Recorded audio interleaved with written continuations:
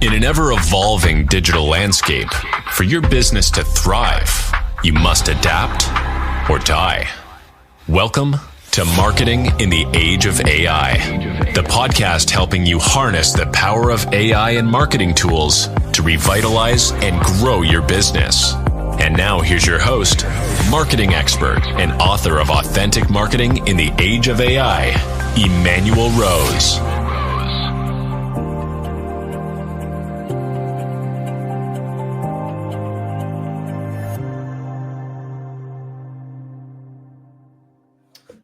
Welcome to this episode of Marketing in the Age of AI.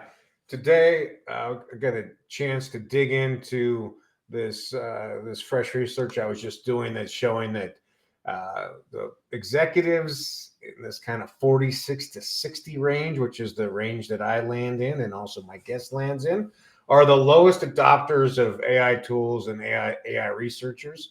So Dan Nestle and I are going to dig into that and see if we can understand A, why that might be, and B, how we might encourage those of you who are listening that are in that age group to get more involved. Dan is an award-winning communications executive and a recognized communications technology leader. He's a creator, a business builder, and a servant leader. He's built and led marketing and comms functions across a variety of industries. And I am grateful that you took some time this morning to spend it in conversation with me, Dan. Thank you so much. No, thank you, Emanuel. This is really fantastic to be on your show, and I'm a fan. Love when I hear my bio because it never feels like me. It's always like, who is he talking about? Who is that guy? But yeah, I've been around for a little while, and I'm excited to talk about the thing I talk about most, which is AI, Gen X. It's a lot of fun. Good stuff because we're squarely in that space for sure. Totally. Yeah. And we're kind of the forgotten generation, which is how we like it most of the time, right? Like we just quietly go about our business. And I have a working theory about why our age group is maybe a little reticent to dig in, but I'd love to hear what you think from what you've experienced with execs you've worked with. It's really interesting. And I have to admit, this is the first time I'm hearing about, the research. And I was saying to Emanuel by email recently that, I don't mind being put in the hot seat and just talking off the cuff about things. It's kind of what I do anyway, but this is fresh information. Yeah. And it really hits home because, as a Gen Xer, I feel like I've come into my Gen X-ness more and more as I get older. I don't know if that's the case with you, but we're like our generation, our lost, forgotten generation is a small one, demographically speaking. But we're now kind of, for better or worse, holding the reins of corporate leadership and entrepreneurial leadership, really, more than is kind of understood or known. And as far as why the execs and the leaders in our cohort, right, as far as why they're not adopting, I'm not so sure if it's reticence.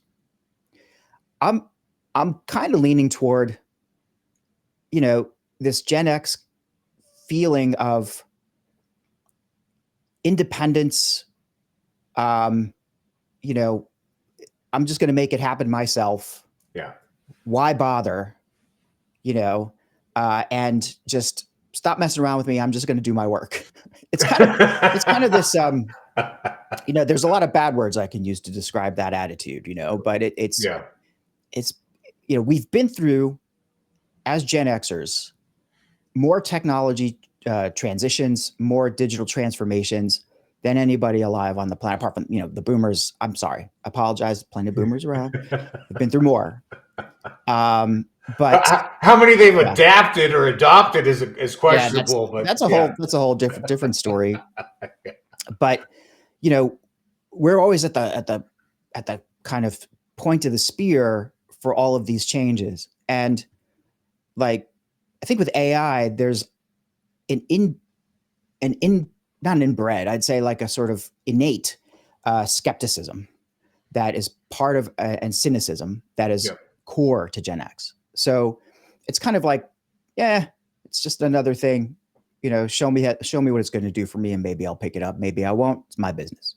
Yeah, no, I think I have a similar feeling, and I find it fascinating, because the Z's think they're the first digital generation, all that stuff, and Yeah. I covered all that in my first book. But Mm-hmm. the reality is, I took one computer class in seventh grade, right? Yeah. I've never had any training, right? Fortran, OJT, right? The whole way through with the Commodore 64 and the That's right. TRS-80, right? Yep. Yeah, like my whole experience, my entire experience coding was probably around that, like 7th or 8th grade, on an Apple IIe, Yep. with, I think it was called Logo. Am I getting that right? I know that one, yeah. Which where you got this little mouse on the screen, or a little kind of cursor on the screen, and you put in some code, and it goes like up or to the right. Right. Just Yeah. that ended my entire coding career. So we didn't have a lot of training. We figured it all out the way we did everything else, right? If you wanted to involve yourself with it, you figured it out. And so I think also it has something to do. The reason why the adoption's low is that because of the executive space that our age group now fills, they're not necessarily doing a lot of tactical work. Exactly. And so, they're aware of it. They can sign the purchase order for acquisition of it, but they're not having to do the work. There's an interesting neuroscientific kind of background to this too, and I'm by no means a neuroscientist. I've just spoken to one, and occasionally I pretend to be one. I've spoken to a few, but there's a fellow named Emanuel Rose who's been on my show, but also who has this terrific Substack called Thrive After 45, something like this. If anybody wants to look for it, Emanuel Rose. And he told me once, he's a Gen Xer too. He told me once that, when specifically men, but this does apply to a lesser extent to women, but definitely men, because there are neurophysiological differences in the way that we all age. Sure.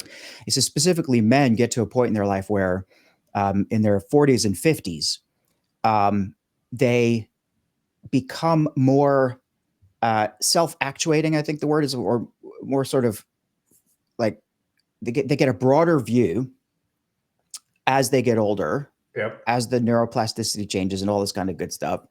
And the testosterone wanes a little bit, right? And the estrogen comes up a little bit. Sadly true. But we get to the certain point where we get a broader view of things, and we start to think, we start to be able to connect dots better, is basically what happens. Right.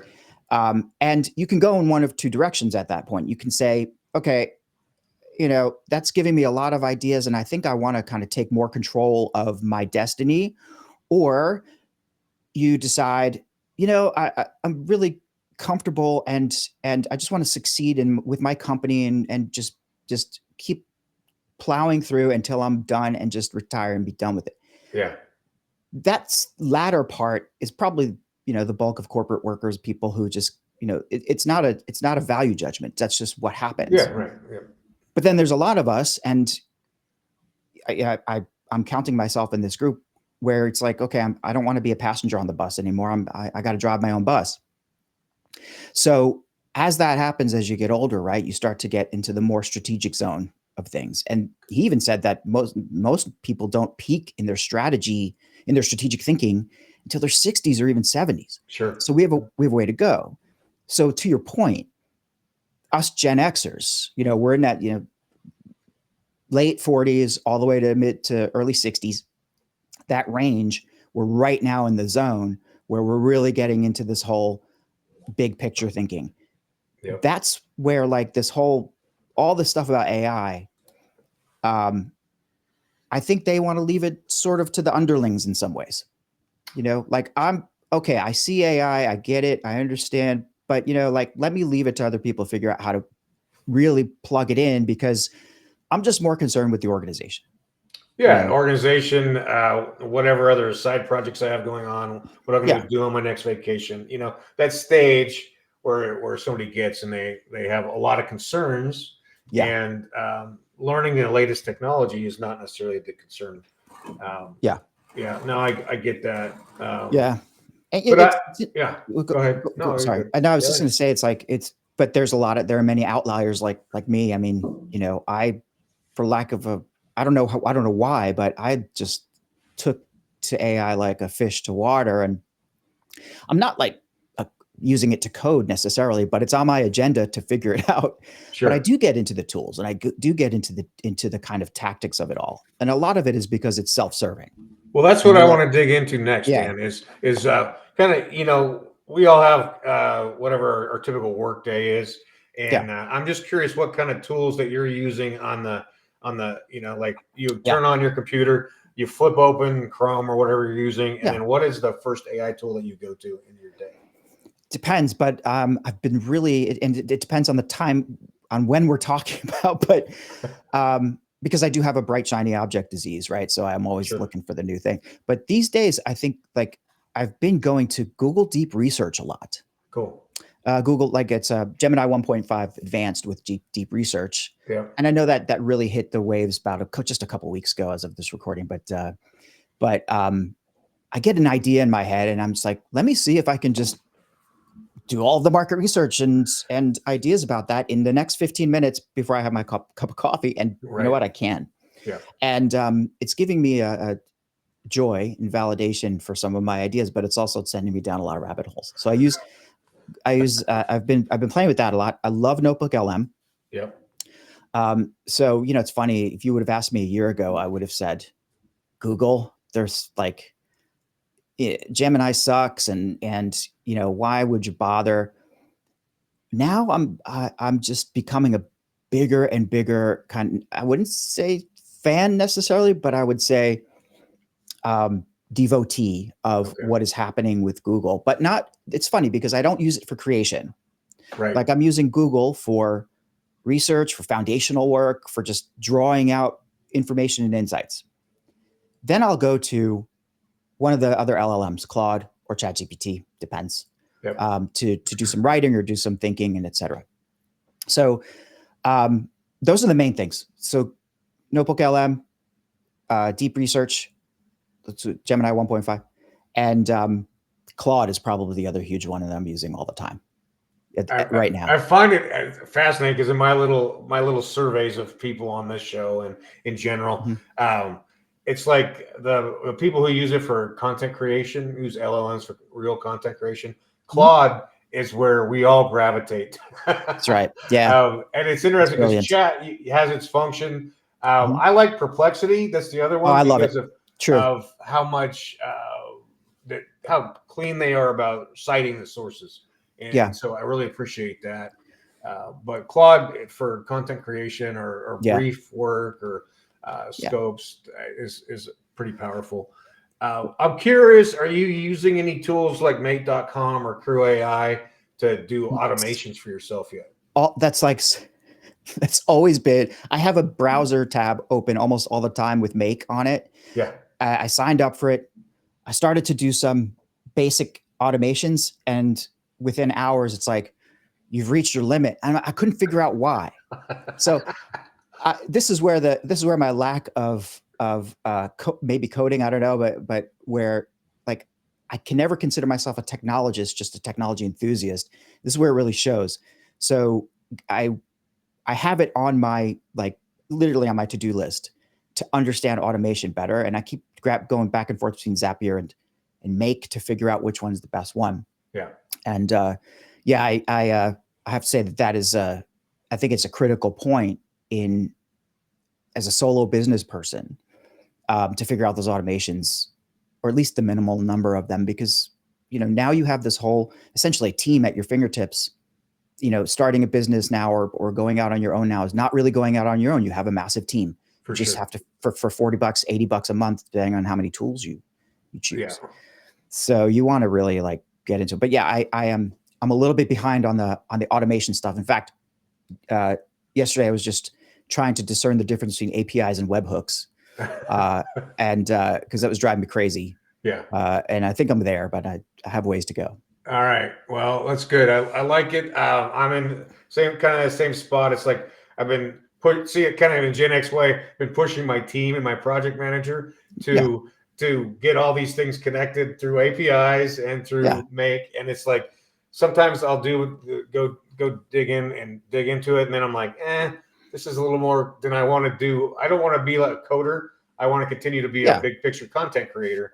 So I push it over to the rest of my team to figure out, but it's interesting to hear. Yeah. I think the folks who are the marketers out there who are, doing more work in MarTech, and doing more work in kind of in CRM related things and lead generation, et cetera. Where there's a lot of transactional activity, really should be looking at automation much more closely. Yeah. Us content creators are the kind of lazy uncles of the bunch, maybe. I don't know, but it's funny because people say lazy, but look to the lazy people for the most innovation. Right. And the most efficient way to do stuff. Yeah. Because we'll always try to find the shortcut. For sure. Yeah. That, and then also some customized GPTs, right? So that each client has got their own resources cataloged. Yeah. And that is the other thing that I forgot to mention that I have been doing is, I was quick to jump on the custom GPT wagon when it launched. And then, they didn't work as well as I wanted them to for a while. And I tried, as I got more complex, and at the time they launched, I was an employee of a global corporation. So I had use cases galore. I'm looking at it, I'm saying, okay, I need to hire people. Can I create a custom GPT to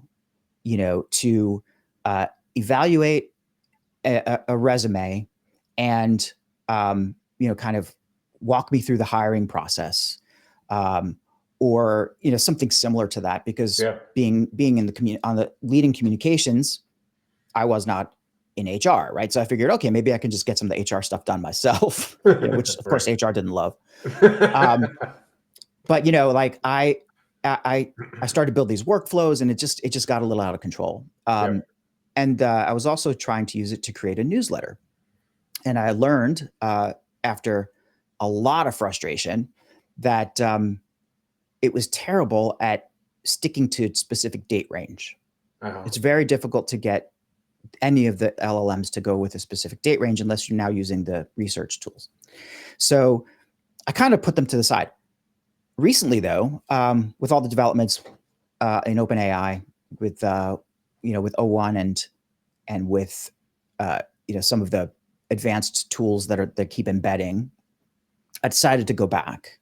And I didn't go back to those GPTs, but I started playing around with some of the earlier ones I created. Yeah. And they're so much better now. I mean, they really are. You can do so much. And, part of it is the way that you prompt them, is the way you set up the configuration. Right. And I've learned quite a lot since then about, structuring a prompt. But even, as much as I've learned, well, now there's a prompt generator to make good prompts for that. So anybody can go in there and say, generate a prompt I'm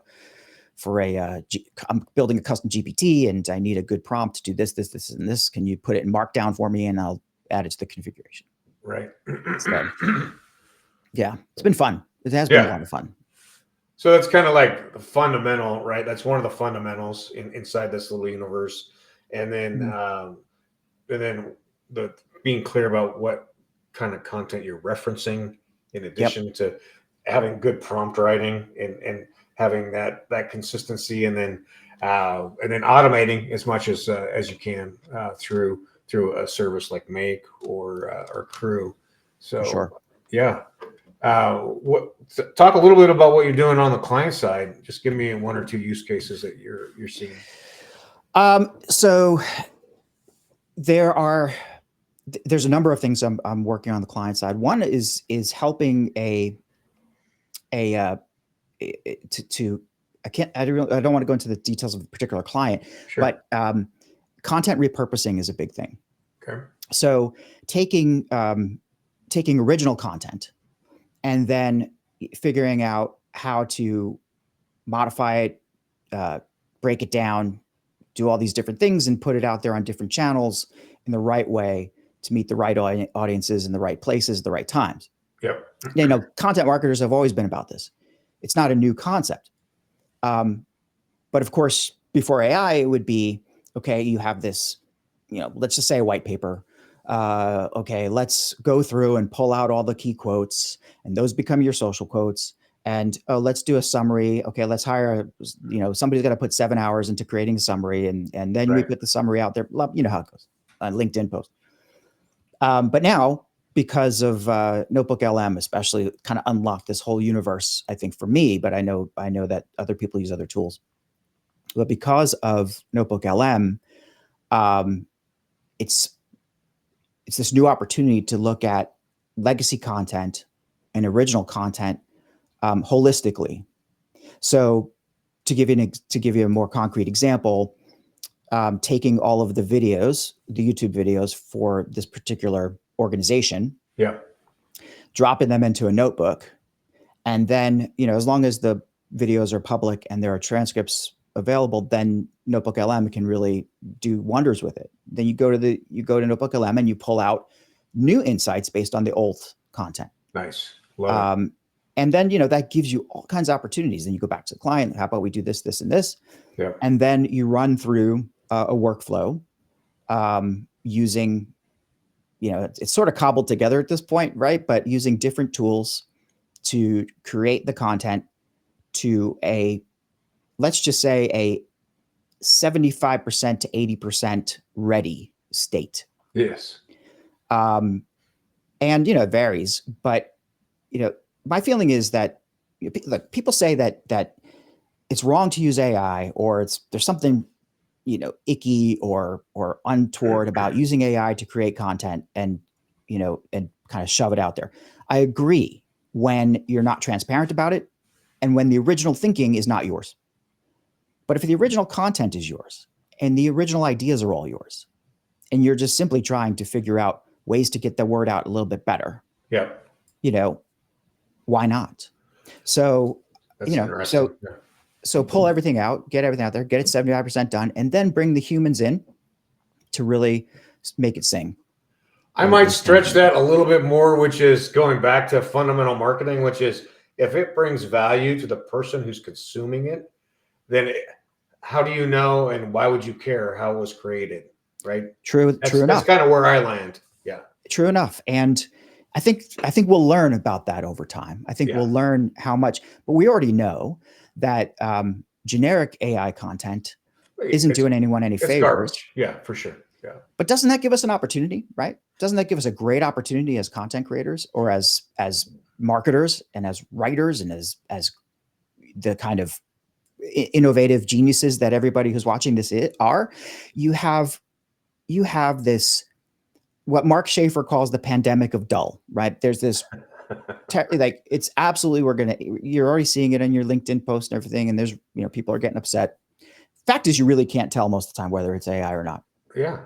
But if so much dullness is out there, doesn't that give real talented writers, talented creators, suddenly you now have this great opportunity to stand out? Absolutely. Yep. And the mediocre among us are sorry. And it also creates an opportunity for guys like you and I to curate other thinkers, like you're talking about here with Mark Schaefer and Gary Vaynerchuk or whoever your Hermosi, whoever those guys are that you love, and you curate the valuable content, and then that brings its own value to people as well. Absolutely, yeah. And I hadn't even thought about curation because it's so critical. I grab whatever I can. I read the newsletters and everything like that. But yes, the whole knowledge base that's available to you that you can now dig into and either validate your thinking or expand your thinking, come up with new ideas. And to write a prompt to say, scan these 3 thought leaders that I love. Yeah. Pull out, give me some summaries and create a whole batch of content from it. Or better yet, go into Google Deep Research and say, research these 3 creators or these 3 channels. Yeah. And pull out all of the, give me a report on the trends, the insights, everything that's been going on there for the last 3 years. Yeah, exactly. Yeah, or like you're saying, Google Trends and say, hey, what are people searching for, right? And then correlate and then produce, and it's to me that's the best use of the software. That's why we develop software, is for those types of activities. Yeah. Yep. Well, Dan, you and I could could hang out and talk all day. I hope sometime we can catch up and have a beer in person. And For sure, yeah. Love to pick your brain. That'd be amazing. But how do people get in touch with you if they want to have a conversation with you about communications or AI? Yeah, I'm pretty much an open book. I don't think there's a lot of Dan Nestles out there who are still alive anyway. And but look for Dan or Daniel Nestle on LinkedIn. It's where I do a lot of, that's the main social I use is LinkedIn. You can go to be-inquisitive.com, which is my business. Inquisitive Communications is my new consultancy. It's be-inquisitive.com. Really, I also encourage people to join as many like online marketing communities as you can. And I just want to do a little plug for the community I'm involved with very heavily, which is called the Rise community on Discord. Nice. And if anybody's interested in that, just reach out to me and I will send you an invitation, because it's 300 or 400 marketers who just, turns into it's an interesting like think tank of what's happening in marketing for the future. Nice. And then you have a podcast also, don't you? Oh, sure. Thank you very much for reminding me. The Trending Communicator is my podcast. I used to have a podcast called The Dan Nestle Show, surprisingly titled such, but I rebranded early this year. Now it is called The Trending Communicator. I focus on the future of communications and to some extent marketing as well. And the guests range from leaders in PR and communications to leaders in marketing and expert authors and so on. The kinds of people that you have on your show too, Emanuel. So it's a fantastic show. This is very much like what it's like, except I'm going to add video in, I promise. But all right. That would be wonderful. Cool. People go check it out. All right. Yeah. All that will be in the show notes, and we'll make it easy for them to get in touch with you. I'm really grateful for your time, and hopefully the first of many conversations you and I have to talk about the world of AI and marketing and comms. I guarantee it. I don't think this is I think this is the beginning of a big new thing. All right, cool. Well, hang out for a second. Let me wrap this up. No problem. Thank you so much, Emanuel. Yeah, been great to see you. Yeah. All right. Well, there you have it. Deep Research Notebook LLM and integrating AI into your daily routine. And I think that's the most critical thing we can learn. I appreciate you spending some time with me today on the marketing in the age of AI. And until next time, have a great day and get something done. Thanks for listening to Marketing in the Age of AI. Be sure to subscribe wherever you heard this podcast so you never miss a future episode. Your copy of Authentic Marketing in the Age of AI is available at Amazon.com or EmanuelRose.com. You can also connect with Emanuel on LinkedIn. Thanks again for listening, and we'll see you next time.